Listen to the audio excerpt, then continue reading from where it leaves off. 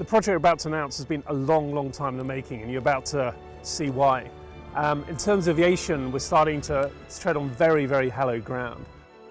We're very pleased to announce the Bremont Wright Flyer.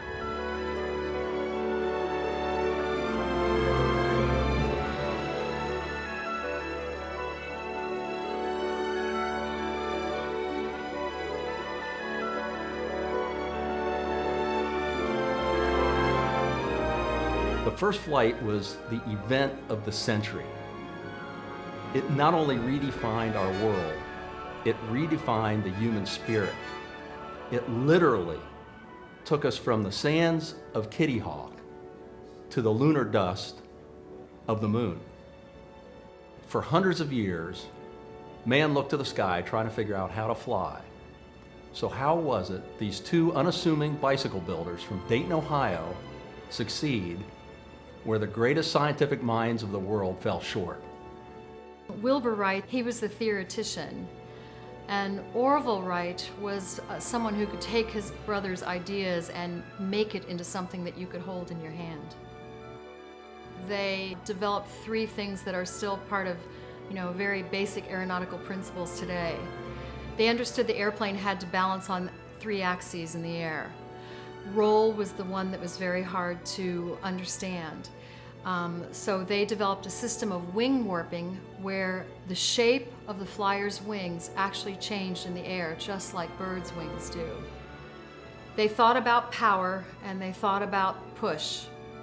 And they knew they needed some sort of propeller, but to date, no propellers had ever been invented, at least for aeronautical purposes.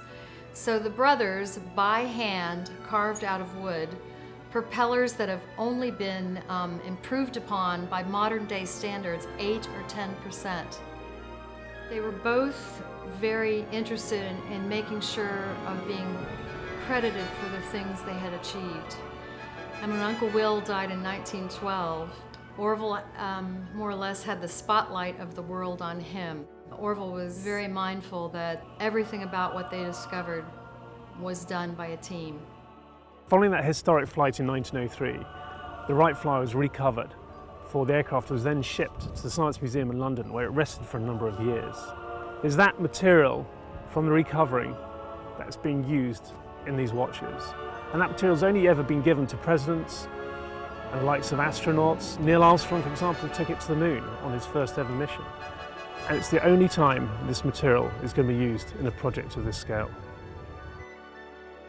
So this is a very fitting project for us, a world first in aviation, but a world first for Bremont, the first in-house movement designed and built in the UK. So it's incredibly appropriate for this to go into this particular watch. As with all our limited editions, there's a large charitable element to it.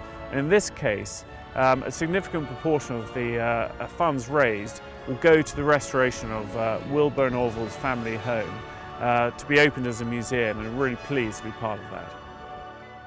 The Wright brothers were amazingly pragmatic engineers, and in watch terms, we can kind of relate to that. For an aviation-inspired watch, this is going to be a hard one to beat.